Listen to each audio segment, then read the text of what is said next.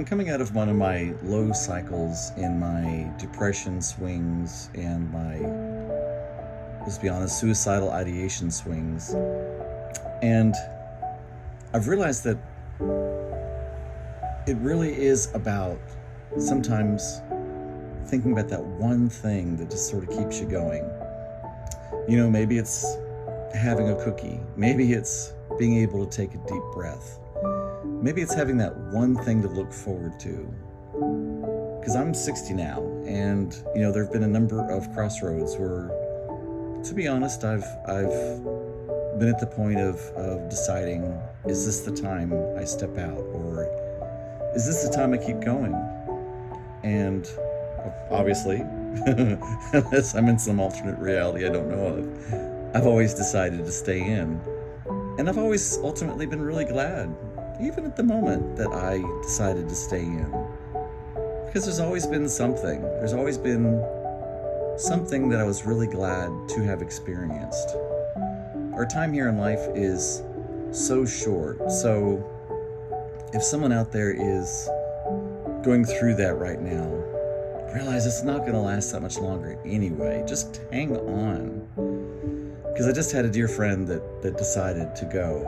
And that's happened a few times to me. And it gets hard every single time. Because it makes you wonder if you made the right choice to stay. So if you're out there, if nothing else, think of the other ones that perhaps you can help to make the choice to stay. And that's why I want to just be really authentic and be there in my experience. And that's really all I can speak to. I'm not talking about any of this to trigger anyone or to cause anyone to do anything that's harmful to themselves or others. But all I can do is speak to my own experience, and honor that. And I'm just really glad.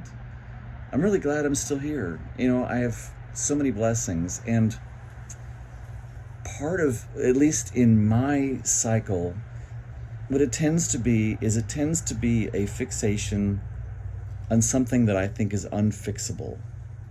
And usually something that I think is a character flaw in me that maybe is unfixable, or something that I've done, or some situation that I've set up, usually around finances, that I think is simply unfixable. And the funny thing is, when I sit down and I actually take pen to paper and I look at the statistics of it, when I write down the numbers of whatever it is, when I really go to the core of what my excuse, or what I think is causing, I don't mean to say excuse, what I am placing as the place marker for why I'm depressed, it always tends to just be a paper monster.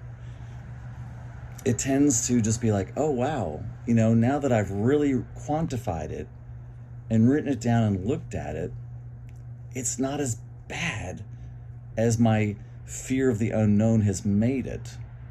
So, perhaps, especially if you have kind of that logical brain like I think I have, or seem to have, maybe sitting down and making out a list of pros and cons. And maybe it's the idea of, if there's just one pro, focus on it. Because when you do focus on that one, it tends to be joined by others. And like I say, this life is short anyway. Why cut it even shorter? Just find a way. Find a way to breathe for one more moment.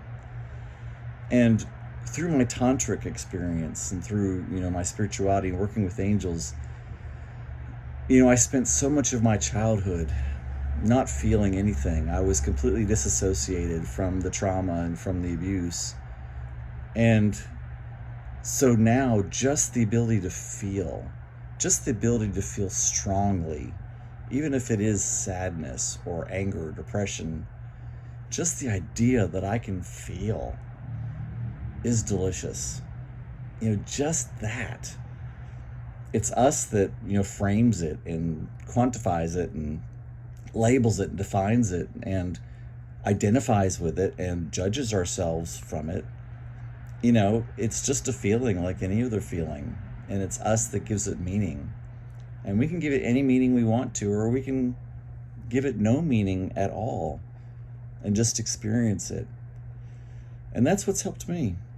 And So if anybody's listened to this old man in a hot tub just rambling on about his depression and his suicidal ideation, I hope it's helped you. It's something that's really on my heart. It's really a mission I have to teach others unconditional love for themselves and for others. And that has to come from a place of authenticity. It has to come from a place of really raw and intense truth. And that's my new marker for 2024. It's just to be really as open and authentic as I possibly can be. You may see me dip in and dip out. That's just my depressive cycle. But I'm going to keep on going. You know, been here 60 years. Let's keep going with this. Take a deep breath with me. I love you all. I love me, and I love life. I love peace and release.